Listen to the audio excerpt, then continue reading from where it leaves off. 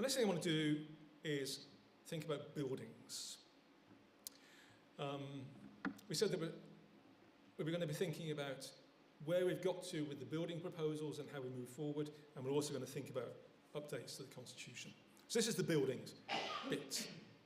I'm going to start by reminding everybody of the overall proposals that we are thinking about, shared by Kelvin when he came here earlier in the year, and the different stages that work could be done in. I also want to talk about some of the financial considerations, because they exist, and suggest a way forward. I want to do that in the context of a generally positive response to the proposals. In general, people, I think, liked what they heard. There was a positive response in the fortnight of prayer that we had earlier this year. But there is also the context of very real questions about whether we can, about whether we should invest in this, or whether we should look at other things we should be doing, such as seeking to employ a youth worker, another leader, whatever. What should we do with the resources that God has given us? It's interesting that Heather opened this session with that reminder of Paul, of God supplying all our needs. And in a few moments I'm going to share the reality of our financial situation as a church. And we'll see that that's an important promise that we have seen demonstrated over so many years. But we need to think about how we engage with that. And then we'll finish this bit with a suggestion as to how we move forward. And then there's an opportunity for people to ask questions, to share, to express your thoughts. This is a big thing we're talking about. And we want to know what God is saying to us, and we want to be united as a church in how we move forwards. So, you may remember this diagram. I've changed it a bit. I'll explain it in a moment. But the basis of this is a diagram that Kelvin shared earlier this year. And basically, there are two major sections to what is being proposed. One is doing stuff at the front of the building, at the West Street end. That would open up visibility onto West Street. That would provide a much better entrance there. It would take down the back wall here. It would open up that space that currently goes into that sort of long room. It would involve renovating the creche area as well as the toilets that are out there. So that's what one big piece is about. The other is between this building and the Christian Centre. It would link them together. It would take away the prayer room and vestry. That would result in a big area for people to meet in and to share, and for a range of things to happen, and provide a much better entrance onto Richard Street. So that's basically the scope of what's being proposed. The black boxes in the diagram, which you probably can't read, are Kelvin's best estimates as to what each area might cost. And I've coloured the areas on this diagram. And what I've done, so you know where the numbers on the left come from, I've taken the mid-range of each of those costs. Because Kelvin looked at each of these stages and said, to do this, to renovate the toilets out there, for example, it would take between this much and that much. And that's basically a rough guesstimate, and the range varies depending on the quality of finish, the quality of materials we would want to use. So it's his best idea of what it would be like. I've taken the middle of each of those numbers. I've added VAT, because Kelvin didn't include it, but Peter likes it when we do. So we've added VAT onto those. And that shows the total construction cost on the left. That's the cost to do the building, but there would be professional fees. There are plans that need to be drawn up. We need to get planning permission. We need to engage various experts, and so on. So there's these 5 stages. There's redoing the toilets in the Christian Centre, which we're saying here is £90,000. There's doing the the big bit of work which is linking the two buildings together and causing a lot of mess in the process, £670,000. There's redoing the toilets out there, that's 18. There's the work at the front, is just over 100. Sorry, there's redoing the creche area, and that's just over 100, and redoing the front is about 150. And they could be done in stages.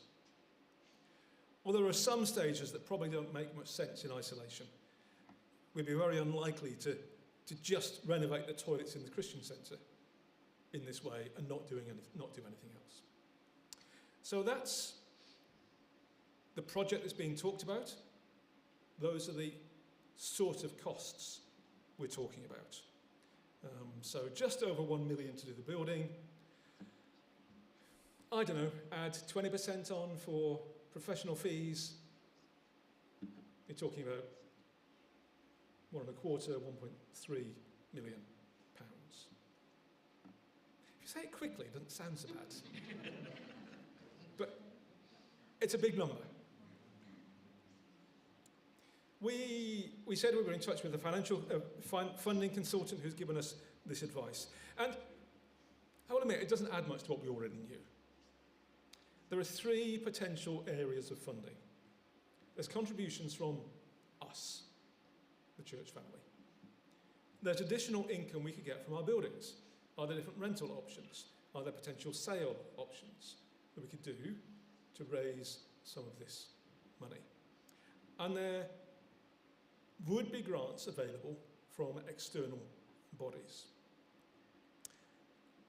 And we know that there are organisations out there who provide money for this type of work, which is quite pleasant, but they would only contribute part of it. And one of the things that they would want to see, this is what he told us, this is the experience we've had in the past, is that we would need to raise a significant portion of that money ourselves.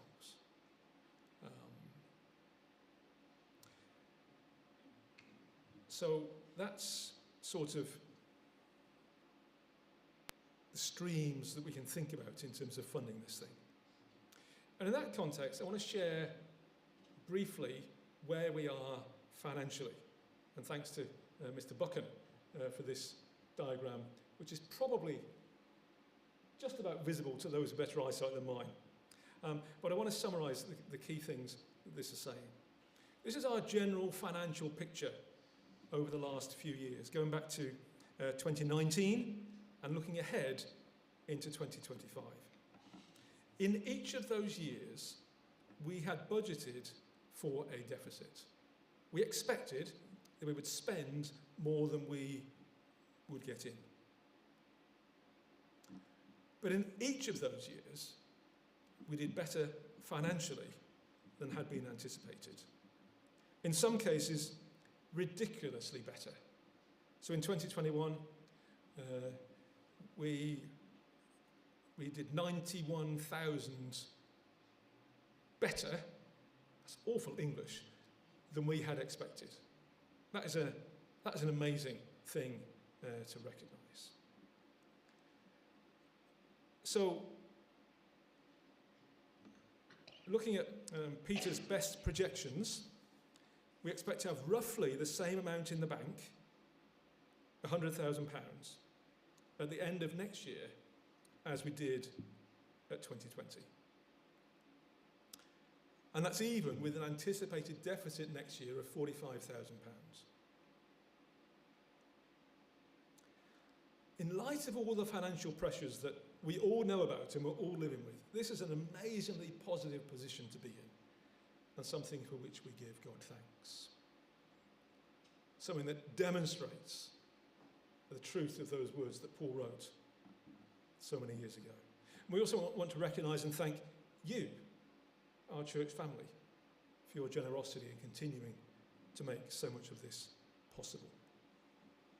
And one of the reasons that things often were better than expected was that in addition to regular committed giving, we've benefited from some large legacies, other gifts, some grants.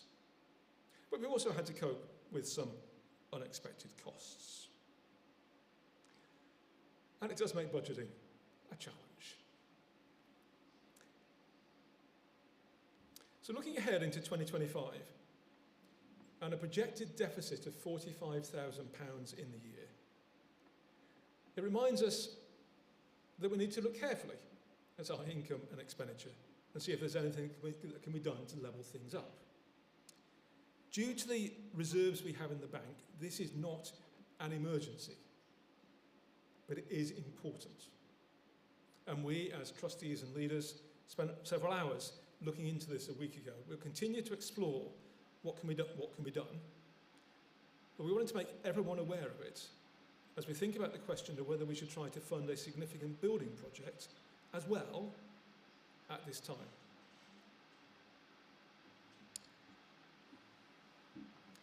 Most financial advisors would probably say no.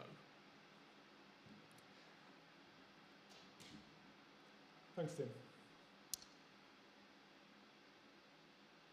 But that's not, and that might be the right answer, but not necessarily. So I wanted to talk about something that Joe and I, when we were doing this, when we were building a church building in Lower Earley, first came across, is something called the pyramid of giving. The idea here, and please don't get caught up on the numbers, I'll talk about the numbers in a moment. The idea here is that there are some people in our church family who will be able to give a relatively small amount. There are some who will be able to give quite a bit more, and there are one or two who will be able to make a much bigger contribution. This is what we were told by a financial consultant in Lower Earley. And we thought, really? And it's exactly what happened. Past performance does not guarantee future expectations, but you know, it was good.